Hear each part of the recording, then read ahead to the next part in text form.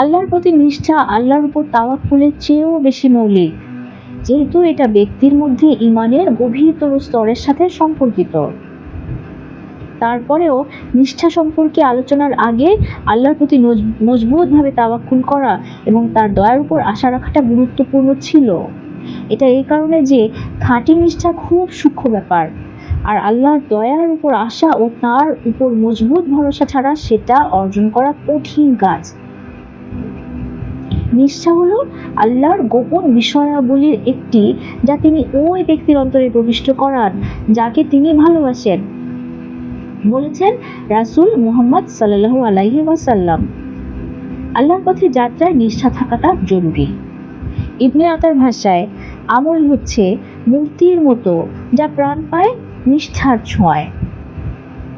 যদি আমরা একটি আমল ও মানব দেহের মধ্যে উপমা চিন্তা করি, তাহলে আন্তরিকতাবিহীন বা নিষ্ঠাবিহীন আমল হবে প্রাণবিহীন শরীরের মতোই একটি মৃতদেহ।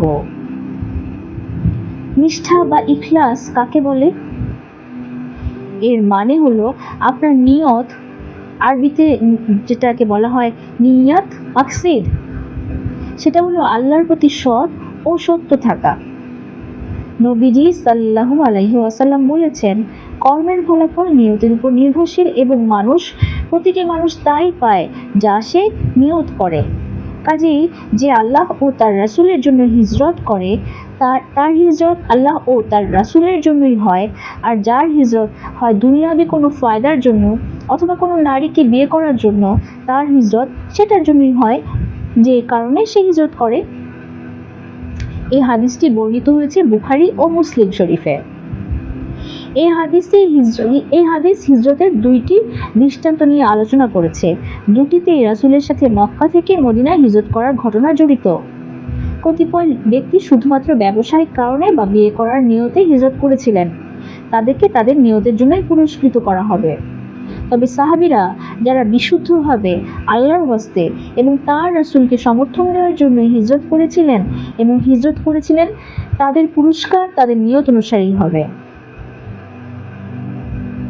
প্রকৃতপক্ষে আল্লাহ কুরআনে নির্দিষ্ট করে তাদের পুরস্কার সম্পর্কে বলেছেন, এবং সর্বপ্রথমে যারা হিজরত করেছিল মদিনাতে এবং যারা তাদেরকে সমর্থন করেছিল, একই সাথে যারা নেকির কাজে তাদেরকে অনুসরণ করেছিল,